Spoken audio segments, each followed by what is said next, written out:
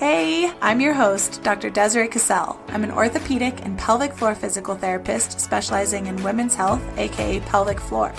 I'm a wife, mom of 3, foodie, lover of all things movement and nature, and I'm super passionate about educating, empowering, and supporting other women like you to find and maintain balance throughout all aspects of their lives, without pain, pressure, or peeing their pants.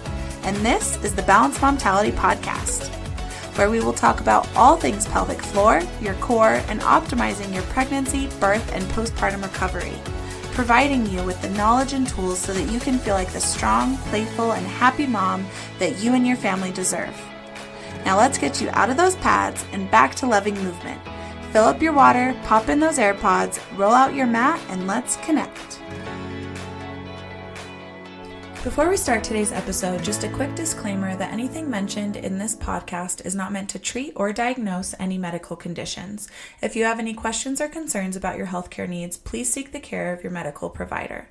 This is also a safe space where we will be talking about very sensitive but important topics, such as issues with peeing and pooping, relationships, and even sex. So if you have littles around, probably a good idea to pop those AirPods in. But otherwise, I hope you enjoyed today's episode.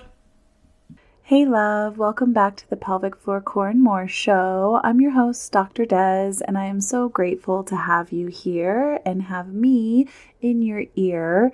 And hopefully you've been staying tuned. We've been pumping out 2 episodes a week, which is new, and somehow I've been able to keep up with that. We'll see how long that lasts. I'm trying to get better about batching so that I'm not doing everything last minute, but it has been fun to be on here a little bit more regularly, and I hope you guys are seeing the new episodes and excited to check them out every week because we are pumping out some juicy stuff. Last week, we talked about how to get back onto the trampoline without any leaks or issues and the 5 most common mistakes that we're making when we're trying to restore our core. These are game-changing episodes, my friends, so go check them out. But after talking about the trampoline and leaking, and I've had an uptick of patients coming into me with prolapse concerns, which is also something that can prevent us from getting on the trampoline and doing any impact activities. And I do have some episodes on prolapse, so definitely go check those out because this episode isn't going to be so much about anatomy and all the different kinds and all the different things we can do for it and all that kind of stuff. But I do have episodes with that information, and it is probably time for me to update that. So keep an eye. I'll probably have another prolapse episode coming out shortly.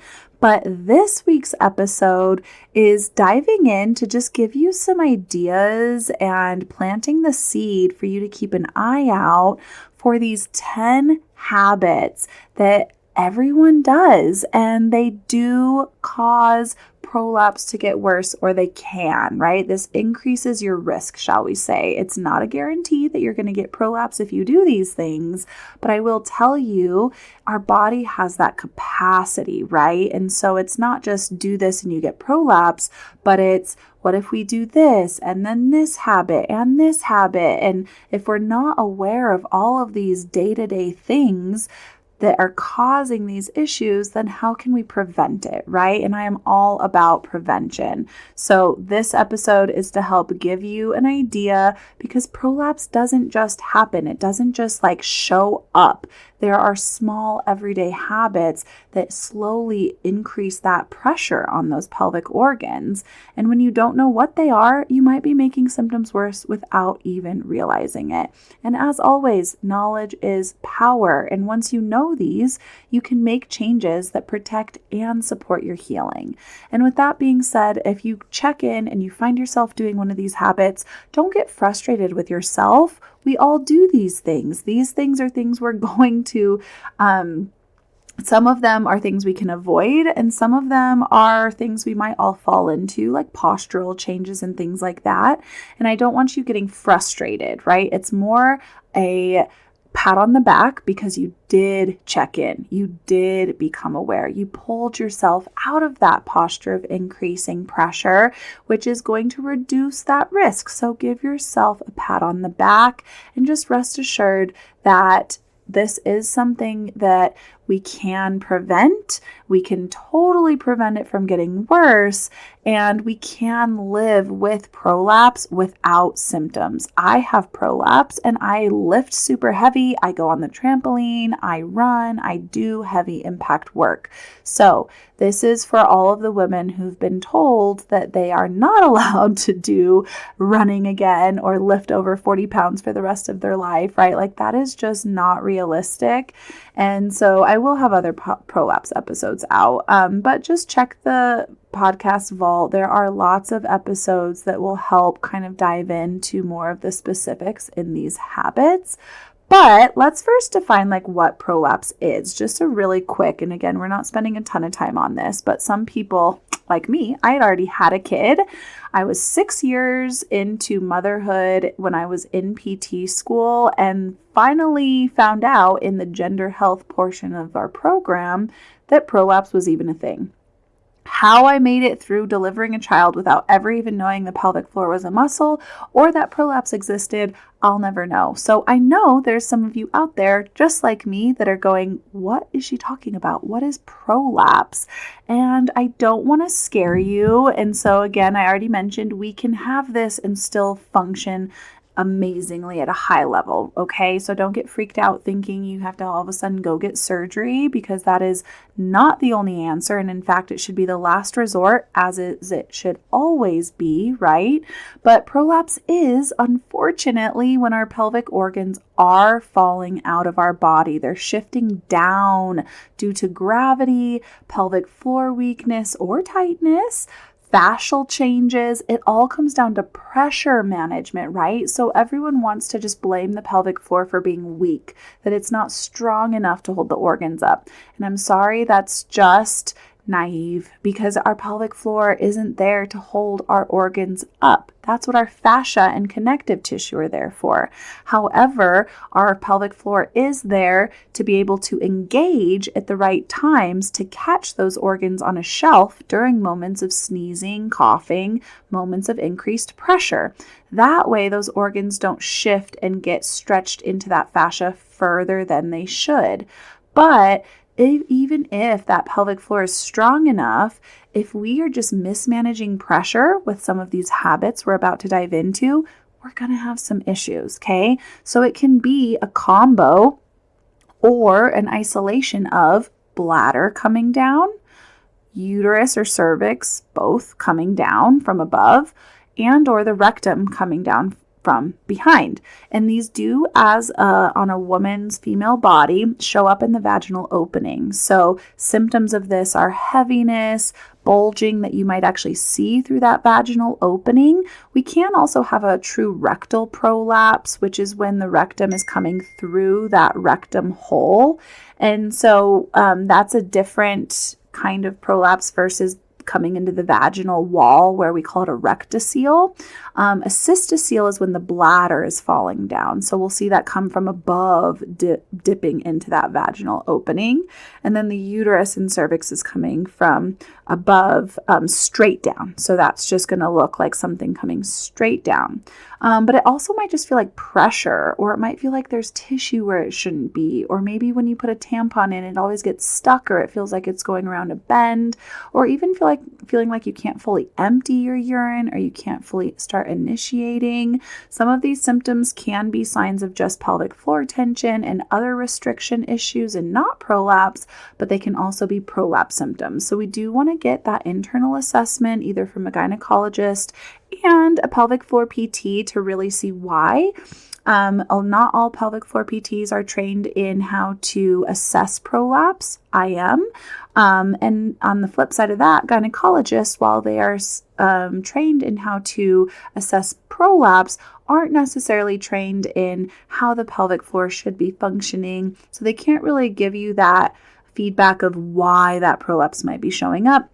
and what you can start doing about it. So I do think getting a combo team, pelvic floor PT and a gynecologist on board is always a great idea. And know that there is a lot we can do for this, okay? But it is very, very common, not normal, and it's definitely not hopeless. And with that being said, we're just going to dive in real quick. I'm not going to dive into specifics of each of these. We're just literally going to read this list of 10 things off. I want this episode to be short and sweet for you guys, and just give you some things to start keeping an eye out on, because these are the habits that, especially postpartum, I see cause the issues. Maybe pregnancy wasn't it, but you did these things postpartum, and now we have the prolapse. And yeah, we can leak from weakness and strengthen that muscle, no big deal. But if we're leaking from prolapse, there is only certain things we can do once those organs are descending. So we really need to be proactive here, okay? And these aren't in any order, but here are my 10 habits that you want to keep an eye out on. Number 1 is holding your breath when you're lifting, or we call this the Valsalva, right? When you're increasing that pressure down and you're about to lift something heavier, squat, and you're going, right? And you feel yourself at the very end of the rep, release that air. You just capped your system and shoved pressure down. So make sure you're not holding your breath when you're leaking. 2 is sucking in your stomach all day. So women, stop sucking it in. It's okay to let it go. Let the belly hang out. It's normal to have a round, soft tummy. It is okay. We don't need to be sucking in and gripping. This creates chronic pressure and it makes the whole system tight. And again, more pressure is not good. So let it go. Number 3 is ignoring constipation. This is a huge one, and I've done a whole episode on constipation because it is public enemy number 1 of the pelvic floor. So any straining, and I want to add even the power pee, because moms do this, right? Kids are banging on the door and you're just like, I'm coming, and you're just shoving and trying to push that urine out as fast as you can. Or maybe you do struggle with chronic constipation. Any amount of straining, but even with constipation, there's heaviness in that system, right? And that's going to weigh on the fascia and pull. And again, we can, even with tightness, have prolapse, because if we have a tight pelvic floor, guess what? Now you have to strain against a small hole, and that fascia is going to get stretched out. The stool's not going to come out easily, but also it's going to pull on the flat fascia, which can pull on the bladder fascia, pull on the uterine fascia, and kind of yank things down. So yes, we want to make sure we're ignoring constipation. And a little side note, we want to keep pelvic floor from being tight. That's not a habit, just something we want to keep an eye on. Habit number 3 is heavy lifting without the pelvic floor and core connection. So even if you are breathing through your lifts, if you're not getting that breath to work with your pelvic floor and you're not bracing the core as we should, right? That is the key to an optimized system, is the ability to brace and breathe within that brace, especially with heavy lifting, because this is how we manage that heavy pressure. Number 5 is high impact exercises way too soon postpartum. And even unfortunately walking or just being on your feet too much too soon postpartum can cause that prolapse, because after baby's out of the system and we still have all those loosey-goosey hormones in our body, if we're up and we're walking or especially running, right, it's just time on our feet, gravity weighing into the system. But especially if we're adding impact when we don't have the connection, we don't have the support, and things are still healing, this is when we can cause permanent damage. So just be cautious, get that 6-week screen from a pelvic floor PT so they can guide you further on what that looks like, even if it means taking a few weeks to slow it down so you can get back into the running and impact without issues. I promise the wait will be worth it. Number 6 is only doing Kegels. And this is something I talk about all the time, right? Pelvic floor health is way beyond Kegels. And I already mentioned even in this episode that a strong pelvic floor, which, yeah, if you're Kegling all day, you probably have a pretty strong pelvic floor. But strength isn't always the problem. It's about pressure management. Imagine you had a really tight pelvic floor, aka or strong pelvic floor that's lifted, right? But now that pressure is just shoving those organs against a wall. There's not that flexibility and shock absorption for those organs to get caught on. It's just squishing, and that is also not good. We really need that release work. We need to coordinate the system and get it all to work together. Habit number 7 is poor posture. And this is probably another huge one, especially postpartum, because we're sitting a lot. We're feeding, we're carrying, we're holding. It causes you to flex forward, and any amount of flexion or rounding in the spine increases pressure down on the pelvic floor. But even arching and trying to sit up straight, where maybe you're getting too much of a rib flare and your tailbone's sticking out, that's also pressure down. We need to keep the core stacked. So rib cage stacked over pelvis, even when we're relaxing, especially if we're there for a long period of time. And this is where I want to say, if you check in and you're slouched, it's fine. Just pull up tall, stack pillows, bring baby to you, and try to avoid as much flexion as you can, especially for long periods of time. If it's here and there, no big deal. It's when we're on the couch for hours, nap traps, feeding, pumping, and you realize, wow, I've been slouched for hours. That is not good. Number 8 is skipping the strength training, because yes, even though the pelvic floor isn't physically holding the organs up, we still need strength there. We need that range of motion and strength to be able to lift all the way up to catch those organs on the shelf. And so that way we're also providing the support to the pelvic girdle that our whole core system needs, from the glutes and the legs and the hips, because if we don't have that strength, other muscles are going to cramp up and that pressure management just gets switched, and we don't have that equal management through the system. Habit number 9 is living in chronic stress. So nervous system tension equals pelvic floor tightness. We've known this. I've talked about this a lot, especially recently. We really want to dive into opening and balancing the system. Stress ties into that nervous system, into the pelvic floor. We do not want chronic tension in the body, because that's tension and that equals pressure. Okay. Habit number 10, last but not least, I'm sure there's a lot of other ones as well, but waiting too long to get help. Remember, symptoms compound. Maybe you're just having a little dribble here and there and you think it's just a little weakness. I just need to do some Kegels and it'll go away. Not the case. It might even be that it's because things are tight, you're getting prolapse, so that pelvic floor is guarding and holding. Maybe you don't have the symptoms of heaviness yet, but then that shows up because you waited too long, and we don't want to wait, especially when it comes to prolapse. The sooner the better. We can really be proactive. And if we wait for those symptoms to compound, it just makes that healing journey a lot harder and a lot longer. So what do we do instead? This is where we need to coordinate, right? We're working with our breath. We're trying to exhale on effort, thinking about those lifts. Where is the hard phase? Time that exhale with that lift. Make sure there's that core connection with it and you know how to engage that brace so that as you're lifting, you're exhaling and getting a Kegel with it. We also want to look at the fascial release for the hips and the belly and make sure tissues are soft and not increasing tension.